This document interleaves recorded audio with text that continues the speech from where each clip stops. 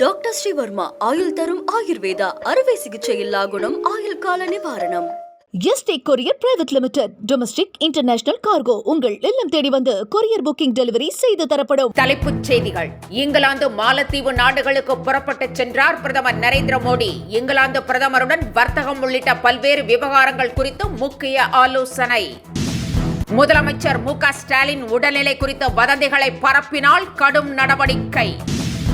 Methane திட்டத்தை தடுத்து நிறுத்தி விவசாயிகளை காத்தது அதிமுக அரசு என இபிஎஸ் பேச்சு. கிட்னி திருட்டு புகாரில் 2 தனியார் மருத்துவமனைகள் கிட்னி மாற்று அறுவை சிகிச்சை செய்ய தற்காலிக தடை. விசாரணை குழுவின் அறிக்கையில் தகவல். நீதிமன்ற உத்தரவை மீறி பட தயாரிப்பாளர் ஆகாஷ் பாஸ்கரனுக்கு நோட்டீஸ் அனுப்பிய விவகாரம். அமலாக்கத்துறைக்கு சென்னை உயர்நீதிமன்றம் கடும் கண்டனம். இனி விரிவான செய்திகள். அரசுமுறை பயணமாக பிரதமர் நரேந்திர மோடி டெல்லியிலிருந்து இங்கிலாந்து புறப்பட்டுச் சென்றார். முதலில் இங்கிலாந்து செல்லும் பிரதமர் அந்நாட்டு பிரதமர் கெய்ர் ஸ்டார்மருடன் வர்த்தகம் உள்ளிட்ட விவகாரங்கள் குறித்து ஆலோசனை நடத்துகிறார்.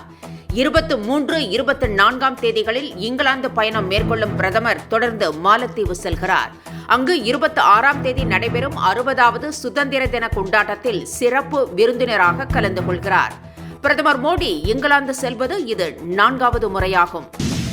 லேசான உடல்நலக்குறைவு காரணமாக சென்னை கிரீம் சாலையில் உள்ள அப்பல்லோ மருத்துவமனையில் ஓய்வு எடுத்து வரும் முதலமைச்சரின் உடல்நிலை குறித்து சமூக வலைதளங்களில் தவறான தகவல் பரப்பினால் கடும் நடவடிக்கை எடுக்கப்படும் என மக்கள் நல்வாழ்வுத்துறை எச்சரித்திருக்கிறது.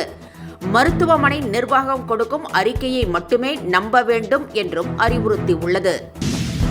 மீத்தேன் திட்டத்தை தடுத்து நிறுத்தி விவசாயிகளை பாதுகாத்தது அதிமுக அரசுதான் என எடப்பாடி பழனிசாமி தெரிவித்திருக்கிறார்.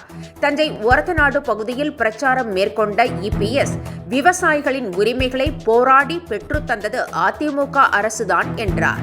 கோவில் நிலங்களில் வசிப்போருக்கு பட்டா வழங்கப்படும் என்று உறுதி அளித்த அவர் ஏழைகளே இல்லாத சூழல் உருவாக்கப்படும் என்று உறுதியளித்தார். கிட்னி திருட்டு புகார் தொடர்பாக 2 தனியார் மருத்துவமனைகளுக்கு கிட்னி மாற்று அறுவை சிகிச்சை செய்வதற்கு தற்காலிக தடை விதிக்கப்பட்டுள்ளது.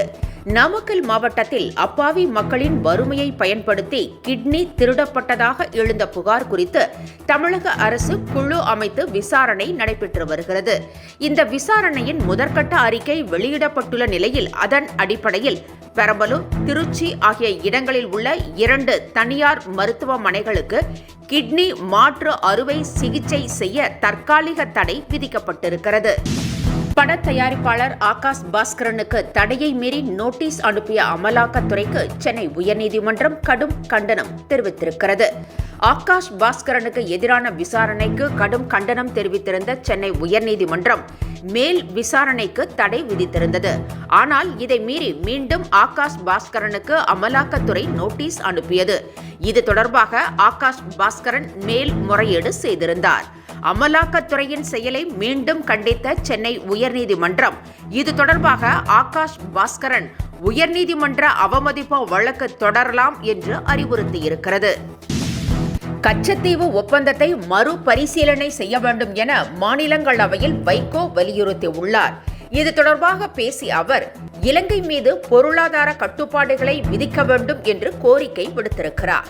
தமிழக மீனவர்கள் எல்லை தாண்டுவதாக கூறி இலங்கை கடற்படையினர் கைது செய்வது தொடர்கதை ஆகிவிட்ட நிலையில் கச்சத்தீவை மீண்டும் மீட்டால் மட்டுமே தீர்வு கிடைக்கும் என மீனவர்கள் கூறி வருகின்றனர்.